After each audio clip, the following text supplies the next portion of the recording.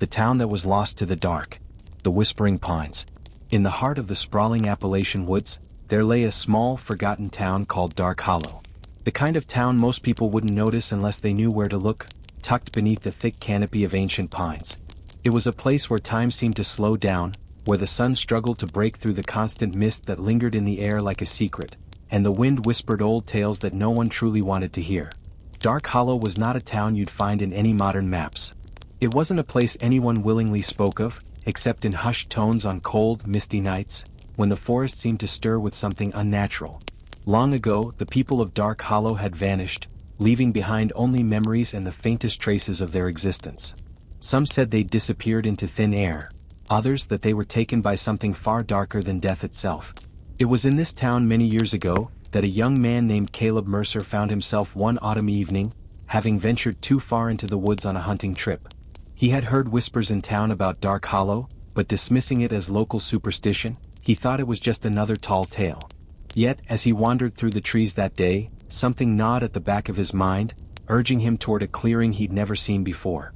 The sun was nearly set, casting long shadows that seemed to reach for him as if beckoning him closer. Caleb, determined not to be scared by stories, pushed through the dense brush and finally stepped into the clearing. It was a strange sight, a circle of weathered stone foundations, each one half submerged in the earth, as if the town itself had been swallowed by the land. Moss-covered walls rose like silent sentinels, and the air felt thick, heavy with a sense of longing, as though the very ground beneath him was waiting for something to return. He took a few tentative steps into the ruins, and that's when he noticed it, the silence. A silence that pressed against his ears, so thick he could barely hear the rustling of the leaves or the occasional hoot of an owl. It was as if the world itself had decided to forget this place, to shun it from memory. Suddenly, a voice, soft, feminine, whispered his name. Caleb. Caleb Mercer. It was as if the trees themselves had spoken. His heart froze and his breath caught in his throat. He turned sharply, searching for the source of the voice, but saw nothing. The hairs on the back of his neck stood on end, and his instincts screamed for him to leave, but curiosity gripped him tight. He walked deeper into the ruins, the path now more overgrown, his boots crunching over the dry leaves. As he ventured further, he began to see remnants of the town's former life. Broken furniture, faded portraits on the walls, and strange symbols carved into the stone. Some were simple, like twisted vines, others like odd creatures he couldn't quite recognize. They were markings Caleb had never seen before, ancient symbols that seemed to pulse with a strange, eerie energy. The air itself seemed to hum with an unnatural force. A sound behind him made him spin around, another whisper, but this time it was clearer, almost pleading. Don't stay here, Caleb. Don't stay here. He felt the hair on his arms raise, his breath coming quicker. He didn't want to be scared, but something in the voice, no, something in the air, made him feel as if the ground beneath him had shifted, as if it had begun to breathe with an unseen presence. Who's there? Caleb called out, his voice trembling slightly despite his attempt to sound brave. There was no answer, only the rustling of the wind through the trees. But then, slowly, as if drawn by an invisible force, he turned his gaze toward the center of the town ruins. There, where the sun had begun to set, something emerged from the shadows. A figure. It was a woman, or rather what looked like a woman. Her face was pale, so pale it seemed to glow in the dimming light, and her long dark hair flowed down her back like a cloak of shadow. Her dress, if it could even be called that, was made of rags, stitched together in crude patterns. The fabric fluttered around her as if alive, as though the wind itself were reluctant to touch her. "Don't come any closer," Caleb said, his voice barely above a whisper. But the woman stepped forward, her feet gliding soundlessly over the broken stones, her eyes fixed on Caleb. They were dark, so dark they seemed endless, like bottomless pits that swallowed the light around them. She spoke again, but this time her words felt as if they were not spoken, but placed inside Caleb's mind, a cold, invasive thought. They are waiting, Caleb. The ones who vanished. They are waiting to return. And so they call to you. Caleb's breath caught in his throat as the ground beneath him seemed to tremble. It was then that he noticed the trees. The trees were moving, twisting, their gnarled branches bending and reaching toward him. It wasn't just the wind. Something was alive in the woods. Something old. Something ancient. The woman's mouth curled into a smile, but it wasn't a kind smile. It was one filled with sorrow and regret. "They have waited for so long," she murmured, her voice now sounding like a distant echo. "And you have come, Caleb Mercer. You have come to hear the tale of Dark Hollow, to hear the warning. A deep, ominous sound rumbled from deep within the earth. Caleb's heart pounded in his chest as his mind raced. What warning? He asked, though he feared the answer. His eyes darted around, searching for a way out. He could feel the ground beneath him shifting as though it were trying to swallow him whole. The warning that all who enter this place, she said, her voice growing colder, are never meant to leave. The darkness around him deepened. Caleb tried to turn and run, but his legs felt like lead. The air was thick with an overpowering sense of dread, and the sounds of the forest, birds, wind, leaves, had fallen silent. All that remained was the ominous whisper of the trees, the low hum of the earth beneath him, and the soft, cold voice of the woman. You have entered the town that was lost to the dark. Now you must face what was left behind. The shadows around him grew longer, and the woman vanished into the darkness, leaving Caleb standing in the ruins, unsure of what was real and what was a trick of the mind. He could hear the whispers growing louder, the voices of the lost townsfolk, beckoning him to stay, to join them in their forgotten, twisted existence. Caleb's heart raced as the whispers turned to screams, and he realized with a jolt that he was not alone. The town wasn't empty. Not at all. And whatever it was, whatever darkness had swallowed Dark Hollow, was not finished yet. As Caleb turned to flee, the ground cracked open beneath him and he fell into the earth below. And the town of Dark Hollow remained silent. So, waiting. The eyes beneath. When Caleb Mercer fell, it wasn't into nothing. He had expected to plunge into an abyss, but instead he landed with a heavy thud, the impact rattling his bones. His mind spun, his senses disoriented by the shock, but there was no time to recover. As the dust settled, a coldness enveloped him, creeping into his skin like 1,000 icy fingers. He pushed himself to his feet, but the air was so thick it felt like he was breathing through a heavy fog. The world around him was strange, dark, but not completely. There was a dim, almost unnatural glow that seemed to emanate from the walls of the underground chamber, casting eerie shadows on the floor. It was an old stone room, the walls covered in cracked, weathered markings as if they had once been part of something larger. The symbols Caleb had seen above ground, those strange ancient carvings, were here too. And the same feeling of oppression, of being watched, weighed heavily on him. He stumbled to his feet, his heart pounding in his chest as he tried to make sense of his surroundings. He had no idea where he was, but something told him he wasn't alone. A whisper. Soft. Almost too quiet to hear. Then another, closer this time. Caleb. He froze. Caleb Mercer. The voice called his name again, this time from directly behind him. Spinning around, Caleb's eyes darted through the darkness. There was nothing there, yet the voice came again, the words heavy with sorrow, as if they were coming from deep within the earth itself. They wait for you, they wait in the dark. A shiver ran down Caleb's spine. It wasn't just the voice that frightened him, it was the sudden, overwhelming sense that the walls of the chamber were alive, closing in on him. His breath quickened, and his hands trembled as he reached for his pocket knife. He felt helpless in the face of something he couldn't understand, something that defied logic and reason. And then he saw them. Countless eyes, glowing faintly in the darkness, blinking slowly like the slow pulse of a living creature. They were everywhere, on the walls, on the ceiling, even on the floor. Some were small, almost imperceptible, while others were enormous, and their gaze was fixed firmly on Caleb. The feeling of being watched became unbearable. "Who's there?"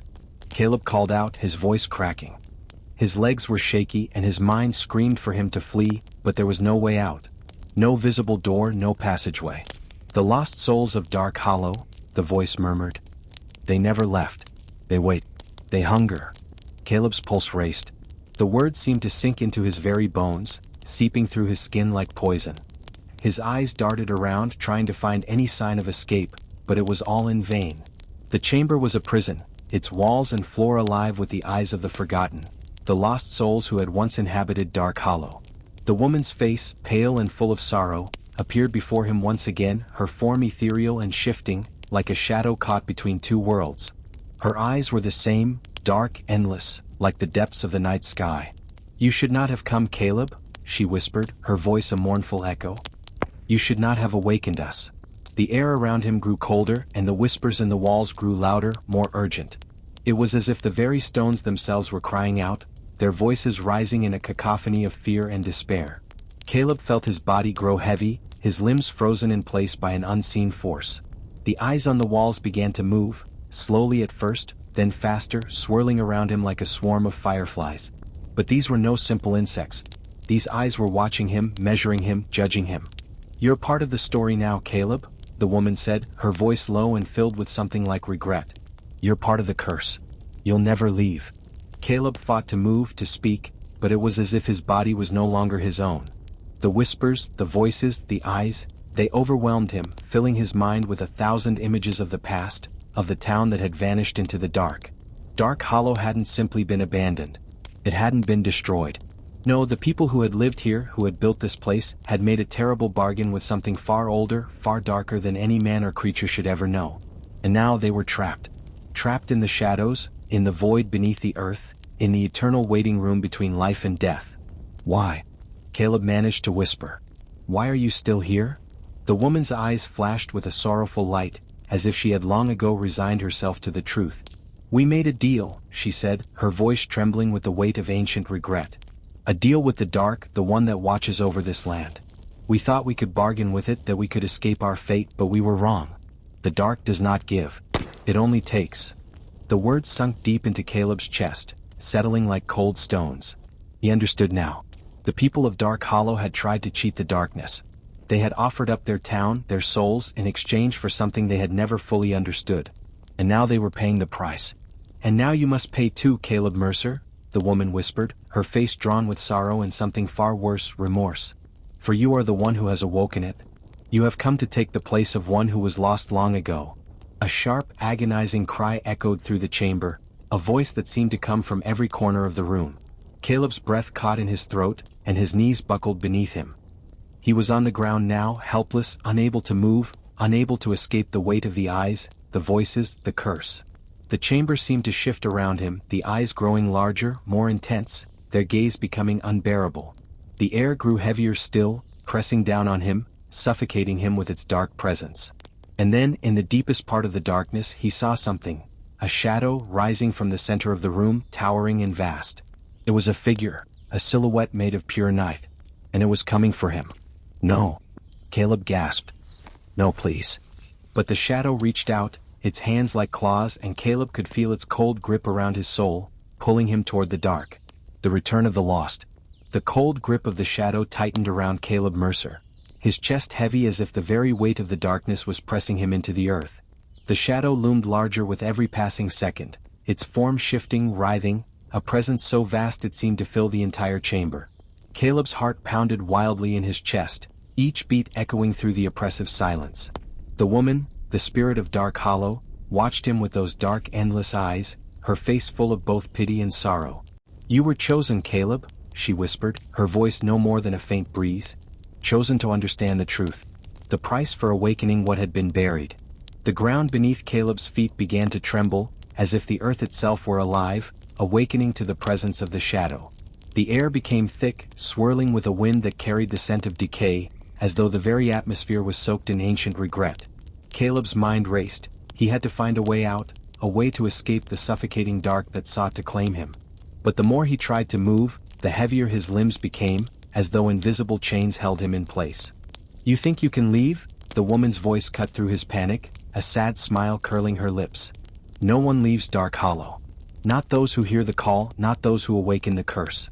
You have become part of the tale now, part of the curse that has bound this town for centuries."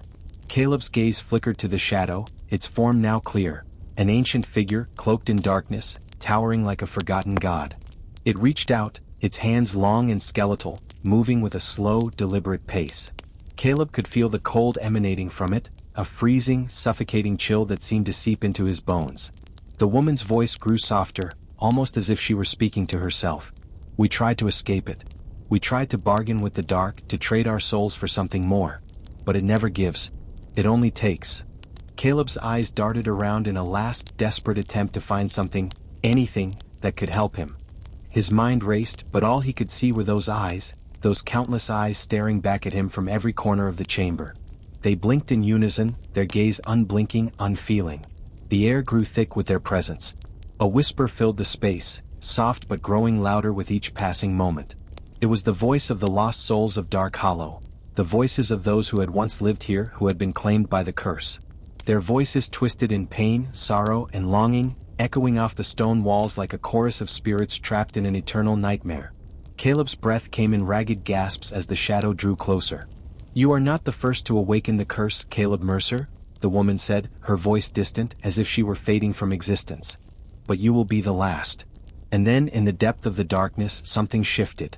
The shadow seemed to pull back, retreating for a moment, and the voices grew quieter as if something else was happening. A faint light appeared in the distance, a flicker of warmth that seemed to break through the heavy fog. Caleb's heart skipped a beat. Was it a way out? Was it salvation? The woman's eyes widened, her face full of fear. "No, no, you mustn't," she cried, her voice rising in desperation. "Don't let it fool you. The light is false. It is a lure, a trap." But it was too late. A figure stepped into the light, a tall, broad-shouldered man, his face shadowed but unmistakable. Caleb's breath caught in his throat as recognition hit him like a bolt of lightning. It was his father. "Caleb," his father's voice echoed, calm yet full of authority. "It's time. You have to let go." "No," Caleb shouted, his voice breaking. "You're not real. You're dead. This is all a trick." The shadow writhed, angry and violent, as if it were trying to pull Caleb back into its dark embrace. The woman's face twisted in horror as she watched the scene unfold. "Don't listen to it, Caleb. The light is not your salvation. The dark is eternal. The curse will never end." But the figure of Caleb's father stepped closer, his hand extended toward him. "The dark hollow is a prison, Caleb. But you are not meant to stay here. You are the last, the one who can break the cycle." As Caleb reached out to take his father's hand, a wave of warmth washed over him, sweeping the chill of the shadow away. The darkness that had surrounded him for so long seemed to recede, and the voices of the lost souls, once so loud and oppressive, began to fade into the distance. He felt a pull, a force that urged him to break free, to leave the cursed town behind. The ground trembled once again, but this time it was not a warning, it was a promise. Caleb stepped forward, leaving the chamber behind, following his father into the light. The whispers of Dark Hollow became distant, then silent as the town's eerie hold on him began to fade. As Caleb stepped beyond the reach of the darkness, he glanced back once more. The town was still there, its ruins crumbling and forgotten, but now they were nothing more than a memory, one he would carry with him for the rest of his life.